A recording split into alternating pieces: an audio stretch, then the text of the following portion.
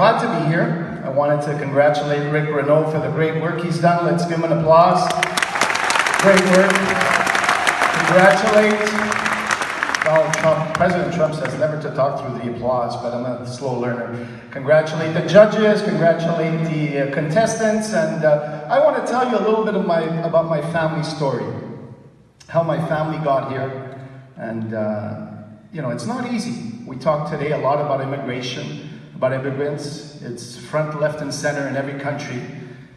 And when my dad and my grandfather got over by boat, they got to the immigration officer. So the immigration officer says to my dad, name, my dad, Alfonso. Family name, Loffreda. What do you do? What's your profession?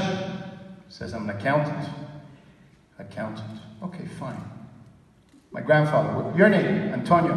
Family name, Loffreda. What's your profession? He says, I'm a cancelliere, a gateskeeper. A cancelliere in Italian is like royalty. You know, it's like cancelliere, lemon, limone. In Italian, it all sounds better. So cancelliere. So the immigration officer says, whoa, hold on. You're not regular immigrants.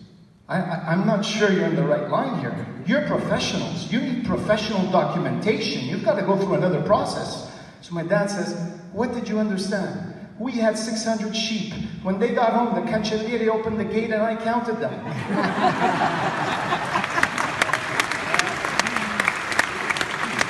So then, after that, he had to get a job. So he tried to get an accounting job. I myself, I'm a CPA. It took me 2 terms to get my CPA. Usually it takes 4 terms, but it took me 2 terms. 2 Mulroney terms.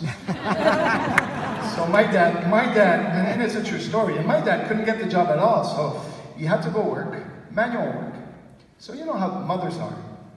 So they take care. And it is Mother's Day. Yesterday was Mother's Day. An applause for all our moms. Let's give them a hand. Maybe we should give a standing ovation, but I don't want to cut this too short, you know.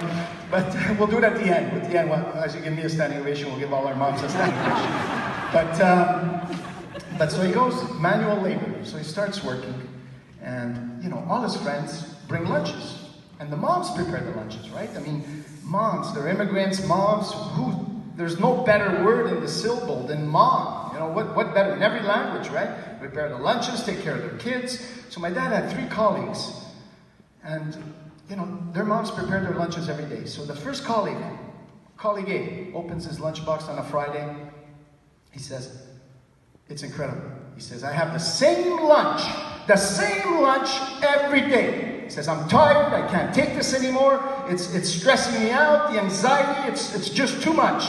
If Monday I have the same lunch, I'm jumping off the plank. So colleague B says, you know, funny, we're friends, our moms are friends, and they know we like the lunches, and you never say anything against your mom, right? You can say something against your boss, you can argue with your wife, your kids, but not with your mom. So colleague B says, our moms must, you know, same lunch every day. Me too. If Monday comes around and it's the same lunch, I'm joining you. I'm jumping. So colleague C says, opens his lunchbox. He says, it's funny, you know. He says, I have the same lunch too. We'll see Monday. If it's the same lunch, I might join you guys. So Monday comes around. Colleague A opens his lunchbox. Guess what? Same lunch. My dad is trying to convince him, don't do it. Jumps off the plank. Colleague B, what happens? Same lunch. Don't do it. Jumps off the plank. Thank God he wasn't a lawyer. He couldn't convince them to stay behind. They're both jumping. Colleague C opens his lunch. He says, same lunch, me too. I'm jumping. He jumps too. So anyway, they signed. They were really close. They signed in their will that they wanted to be buried in the same cemetery, have the same service. They were really close. So my dad goes to the service.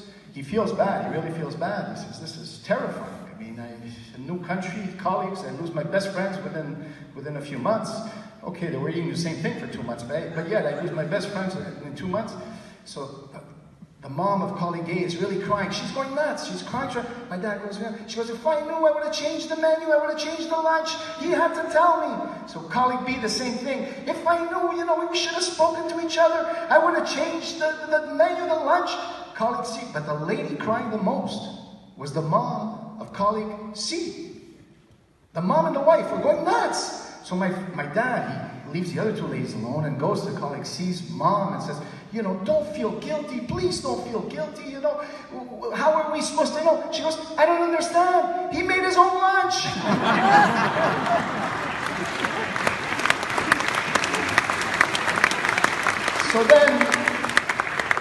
So then what happens, he says, enough of this, we're going to start a contracting company.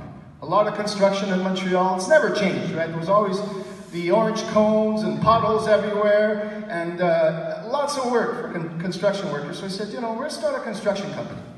So the city of Montreal wants to build a tunnel, a speed tunnel, for, you know, back then, from PVM, what's on my business card, Place Marie, to the train station. So they get many, many bids. My dad bids.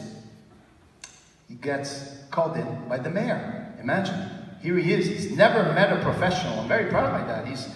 But he's never met a professional. Here he is. He gets called in by the mayor.